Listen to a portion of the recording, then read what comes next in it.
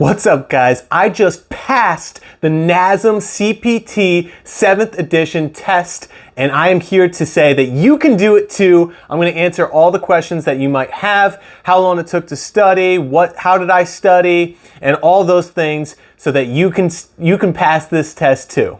All right, so full disclosure, I purchased the self-study package through NASM, and I started studying just 3 weeks ago. So I took the test literally an hour ago and I passed it, and only after 3 weeks of studying, I passed this thing. I'm not saying that you should do the same thing, but I'm saying that it is possible in a shorter time period as long as you put in the time, the effort, and the work. What I did was I started reading the book. So chapter by chapter, I started reading the book, but that only lasted until about chapter 7. And then things just started not clicking. I was like, in my own head, can I even do this? This is way too much information. Every chapter, there were so many definitions, and you're like, oh my God, there's so much that you need to know. Well, that's when I started going on Reddit and YouTube, and I was like, what are other people doing? Am I missing something here? Because this can't be right. This can't be it. So I started finding a lot of good resources on YouTube. And I gotta give a shout out to Jeff at Sorta Healthy Fitness. Okay, I'm gonna link the description to this guy's videos down below.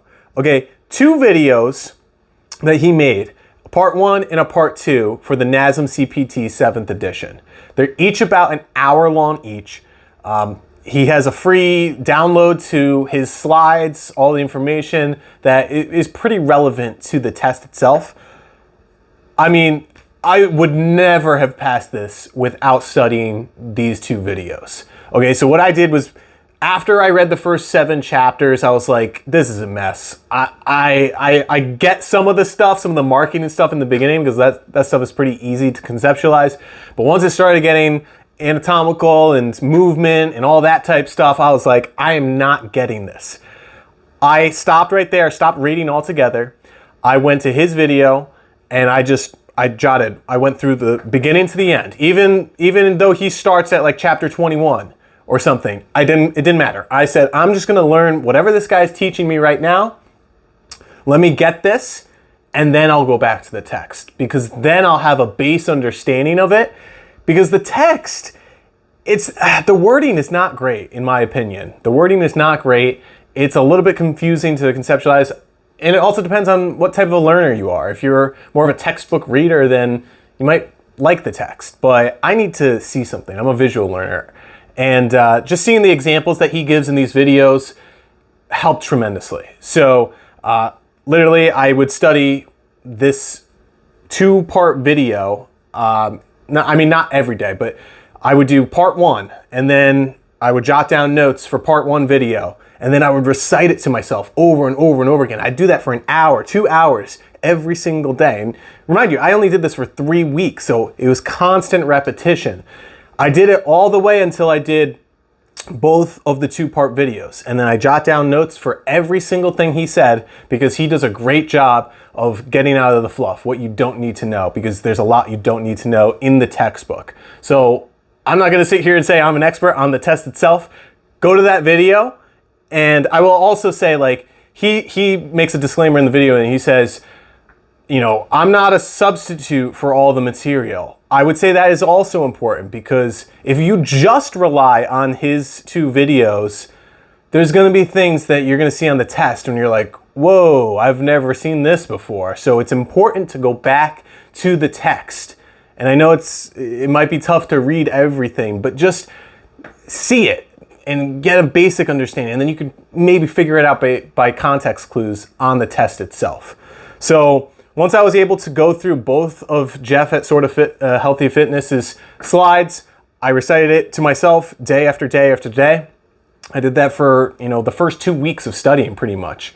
By that point, that's when I went back to the test, and I said, all right, I haven't read 15 chapters of this. Let me go through, skim through, start reading this, and then you start to realize, oh, I know these concepts actually.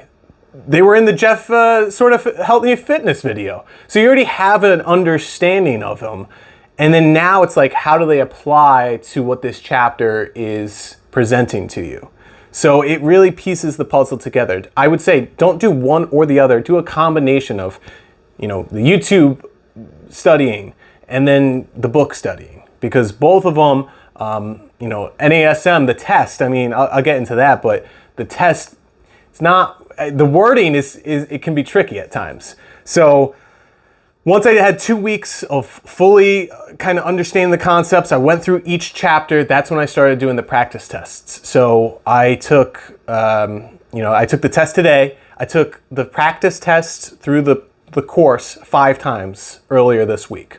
My lowest score was a 76. I think my highest was an 89. I always got in that range. I'd say that's probably a good indicator if you're ready or not.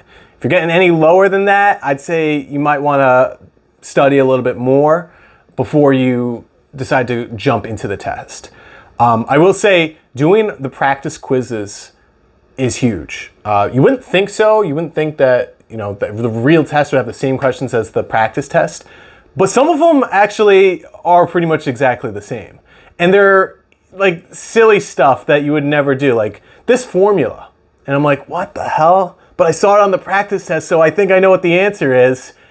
So I'm glad I did that practice quiz. So make sure you're doing every single chapter quiz. Make sure you're doing the practice test, the section quizzes. Do them multiple times. It doesn't matter if you start to memorize the answers. As long as you understand why that's the right answer, that'll help you for the real test because you'll see similar questions on the test itself.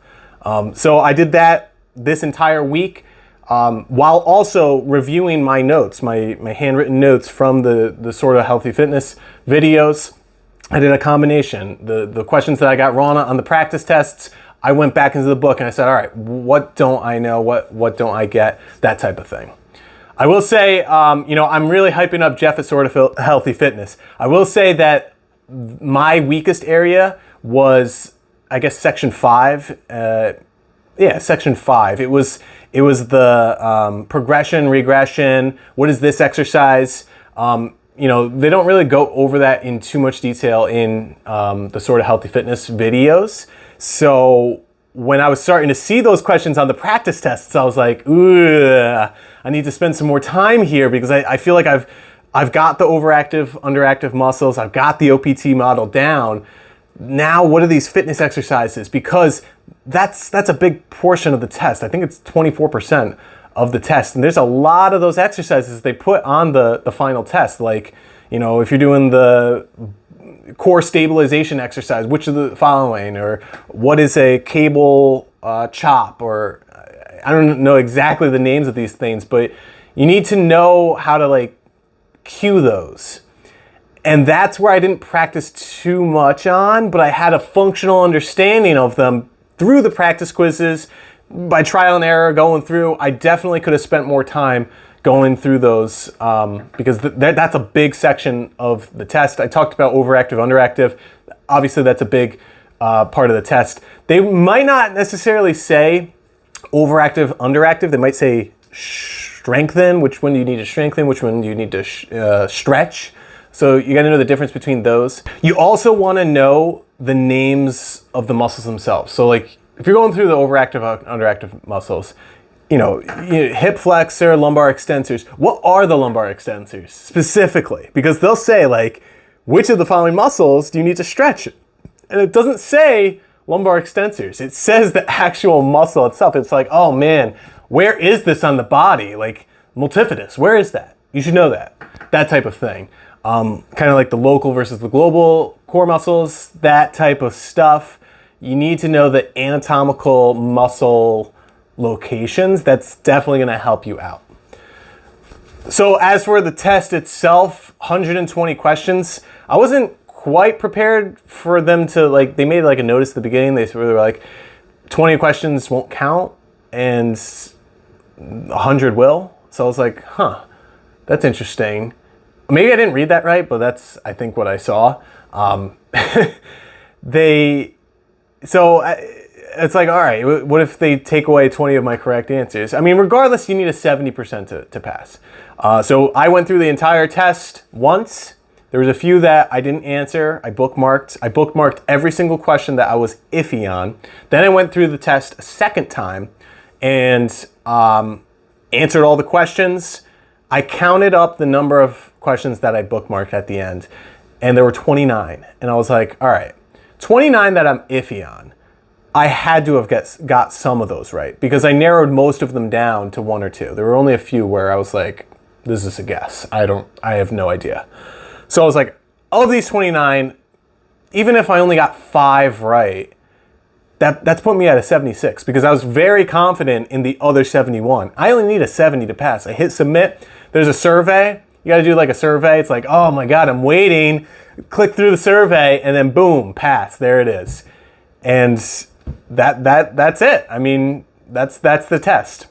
The test took me about an hour and 20 minutes just because you want to take the time to go through the questions, go through every option, narrow it down to 1 or 2, and then make sure that there's 1 or 2 words that might give the answer away or that you need to focus on to get the correct answer. Because a lot of times the questions are going to be like, either of these makes sense, which one's the most correct though, type of thing. So you really want to go through it carefully and just be thorough about it. I mean, you don't want to make silly mistakes on the test day itself. So drop a comment down below if you have any specific questions. I'm here to help you guys. I passed this thing in 3 weeks, just over 3 weeks. I know a lot of people study for months and months and months. As long as you put the time in, I studied pretty much like 1 to 3 hours every single day for 3 weeks straight. I felt like I had a good understanding. I was passing the practice tests, and then I went for it. I said, there's no point in me waiting and letting this stuff go away in my brain. Just have a positive attitude. Tell yourself that you're going to pass this thing because really, I mean, you know this stuff. You really do know this stuff. Give yourself more credit than you think that you give yourself. And go past this thing. And it's really, really not terrible. Some of the question wording, can be a little tricky, but just make sure you go through it and fully understand what they're asking. I will say the questions that they're asking, it's definitely a little bit worded differently than the practice tests. It's more like situational, like how would you tell a client, what kind of question would you ask them in your first visit? And then it's like 4 questions. And it's like, all right, well, I know that in session 1 you should do this, and this question is pretty much doing that, so I'm going to select that answer. So use your problem-solving skills, context clues. Some of the questions even help you answer other questions, which is always great. Saw that with like the SMART questions, so the SMART goals. So you got this. You got this. Drop a comment down below if you have any questions or anything or feedback or anything like that. And thanks for watching.